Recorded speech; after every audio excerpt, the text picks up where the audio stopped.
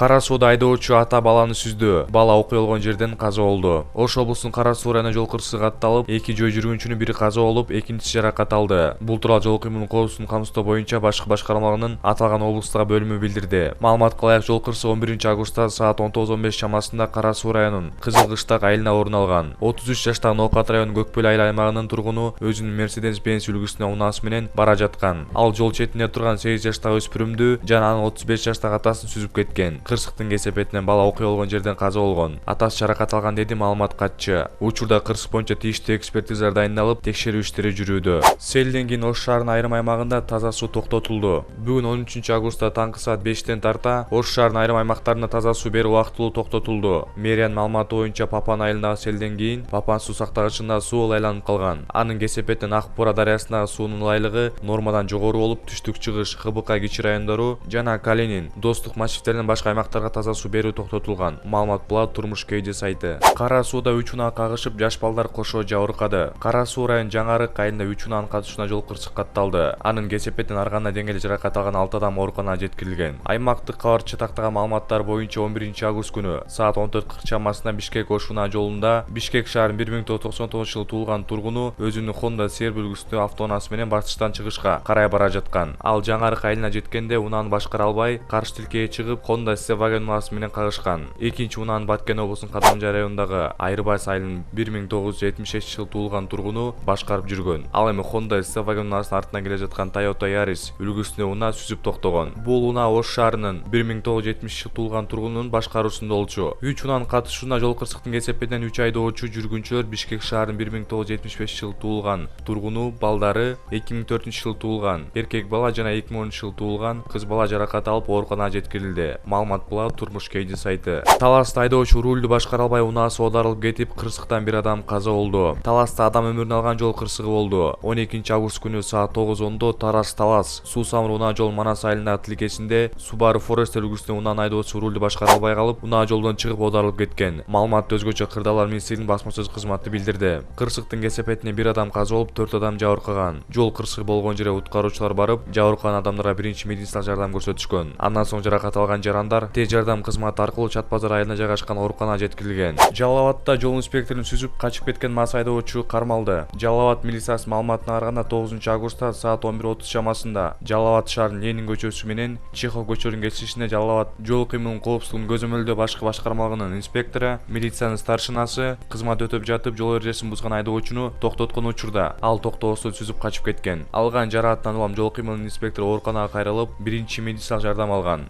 Бул факт боюнча Кыргыз Республикасынын кылмыш жаза кодексинин 341-беренесинин бөлүмү менен кылмыш иши козголуп, качып кеткен айдоочу ошол эле күнү кечинде кармалып 2 айлык мөөнөткө камакка киргизилди. Айдоочу Сузак районунун Барып айыл өкмөтүнүн 31 жаштагы тургун экендиги жана ошол күнү мас абалда болгону аныкталды. Ал эми Opel Astra үлгүсүндөгү унаасы айып короосуна киргизилди деп айтылат маалыматта. Маалымат булат Турмуш KG сайты. Алайда жүргөн селден кийин Ош Сарыташ Эркештам унаа жолу бир тараптуу жабылды. Ош Сарыташ Эркештам унаа жолунун 113 чакырымындагы сел калдыктарынан улам жол бир тараптуу жабылды. Мындай маалыматты өзгөчө Кырдаалар министрлигинин басма сөз кызматы билдирди.